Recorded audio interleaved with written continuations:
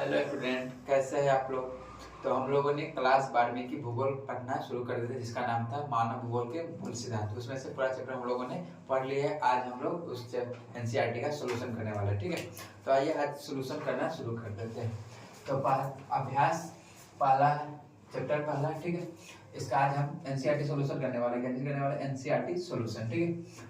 तो पहले क्या दिया गया है, नीचे पहला सवाल है, नीचे दिए गए 4 विकल्पों में सही उत्तर को चुनिए। क्या दिया गया है, नीचे जो 4 विकल्प वाले सवाल सब है ऑब्जेक्टिव है, सो क्या करना, उसमें से सही उत्तर को हमको चुनना है। तो पहला सवाल क्या कर रहा है, निम्नलिखित कथनों में से कौन एक भूगोल का वर्णन नहीं करता है। निम्नलिखित कथन में से कौन है जो एक भूगोल का वर्णन नहीं करता, तो बताइए।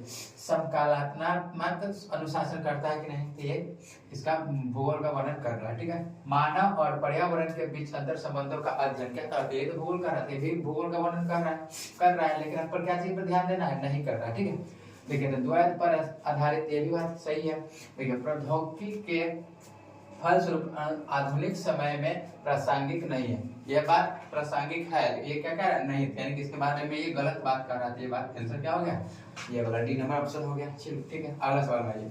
अगला सवाल करा, निम्नलिखित में से कौन सा एक भौगोलिक सूचना का स्रोत नहीं है। निम्नलिखित में से कौन सा एक जो है भौगोलिक सूचना का स्रोत नहीं है।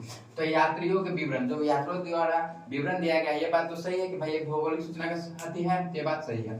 प्राचीन क्या है, प्राचीन मानचित्र, तो प्राचीन मानचित्र के हिसाब से भी इसका पता लगाया जा सकता है, सूचना है, बात ये भी सही है। इसमें कारण नहीं है, ठीक है। तो देखिए चंद्रमा से चट्टानी पदार्थों के नमूने, ये बात भी सही है। देखिए प्राचीन महाकाव्य के बारे में हम इस चैप्टर में कभी जिक्र भी नहीं किए हैं, तो ये बात क्या हो गया, बात सही है, ठीक है।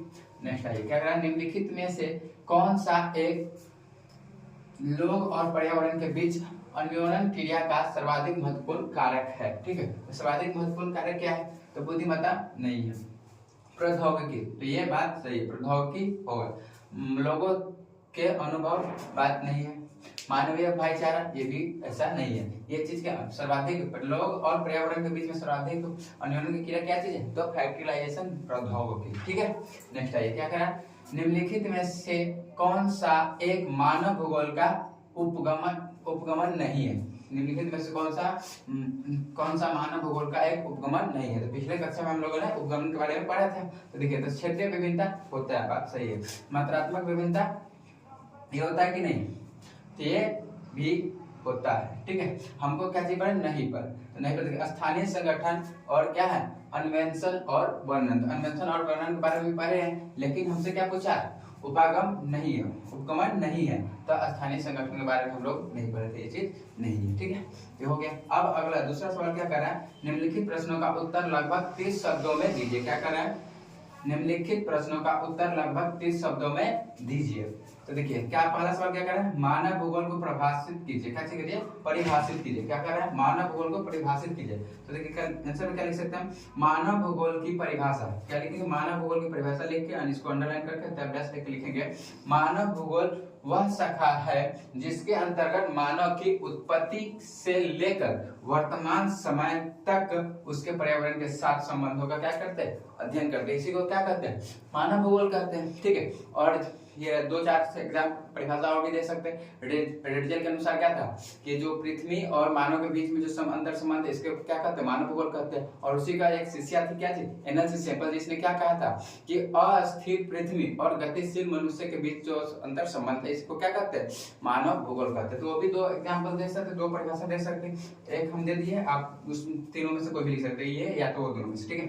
अगला सवाल क्या कर रहा है, मानव भूगोल के कुछ उप क्षेत्रों के नाम बताइए। ये भी पिछले कक्षा में पढ़ लिए। तो देखिए क्या है, मानव भूगोल के कुछ उप क्षेत्र नाम, इतना लिख के क्या कर देंगे, इसको अंडरलाइन कर लेंगे, उसके बाद डैश करके लिखेंगे। जैसे में व्यवहारवादी भूगोल, अवकाश भूगोल, सामाजिक कल्याण का भूगोल, लिंग भूगोल, सांस्कृतिक भूगोल, ऐतिहासिक भूगोल, चिकित्सा भूगोल, निर्वाचन भूगोल, सैन्य भूगोल, संसाधन भूगोल, उद्योग भूगोल, कृषि भूगोल, विपणन भूगोल, पर्यटन भूगोल, अंतरराष्ट्रीय व्यापार का भूगोल, ये सब क्या है, इसका एक उप क्षेत्र है। क्या चीज है, मानव भूगोल का क्या है, उप क्षेत्र है। इसमें से हमको कुछ कार्य लिखने के लिए, तो कुछ इसमें से लिख देंगे। ठीक है, अब आ गया ये तीसरा सवाल क्या कह रहा है, मानव भूगोल किस प्रकार अन्य सामाजिक विज्ञानों में संबंधित है। किस प्रकार से क्या कह रहा है, अन्य सामाजिक विज्ञानों से संबंधित है। तो ये इसका आंसर क्या होगा,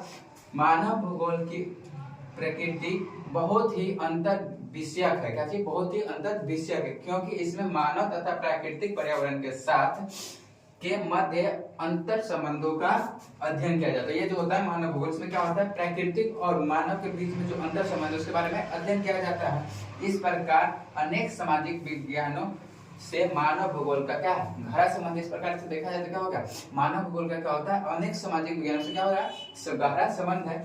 जैसे उदाहरण देखिए तो मानव विज्ञान, जननांकी मनोविज्ञान, सामाजिक विज्ञान, अर्थशास्त्र, समाज शास्त्र, राजनीतिक विज्ञान, इतिहास और इत्यादि। इस देखिए सामाजिक में क्या, समाज के बारे में अध्ययन करेंगे इसको सामाजिक विज्ञान में कर दिया जाए, भी सब मानव भूगोल के अंतर्गत आता है। देखिए अर्थशास्त्र, अगर अर्थशास्त्र के बारे में, अर्थव्यवस्था के बारे में बात कर लिए, अर्थ के बारे में, अर्थव्यवस्था के बारे में देखिए कैसे में आ जाएगा, अर्थशास्त्र के अंतर्गत। ठीक है, वैसे सामाजिक हो गया, सामाजिक विज्ञान, जननांकी, ये सब हो गया इत्यादि। ठीक है, ये था हम लोगों का एनसीईआरटी सॉल्यूशन। ठीक है, जिसमें से ऑब्जेक्टिव वस्तुनिष्ठ प्रश्न देख लिए हैं और 2 नंबर में लघुत्तरी और अति लघुत्तरी प्रश्न देख चुके हैं। अब तीसरा सवाल अगले नेक्स्ट वीडियो में एनसीईआरटी सॉल्यूशन का जो होगा दीर्घोत्तरी सो किया जाएगा। ठीक है, तो आज के लिए इतना ही, धन्यवाद। अगर आप लोगों को वीडियो अच्छी लगती है तो अपने दोस्तों में शेयर करें। अगर आप लोगों को कॉपी में ये नोट कर लेना, ठीक है, एक बार इसका स्क्रीनशॉट ले लेंगे और अपने कॉपी में नोट जरूर कर लेंगे। ठीक है, धन्यवाद।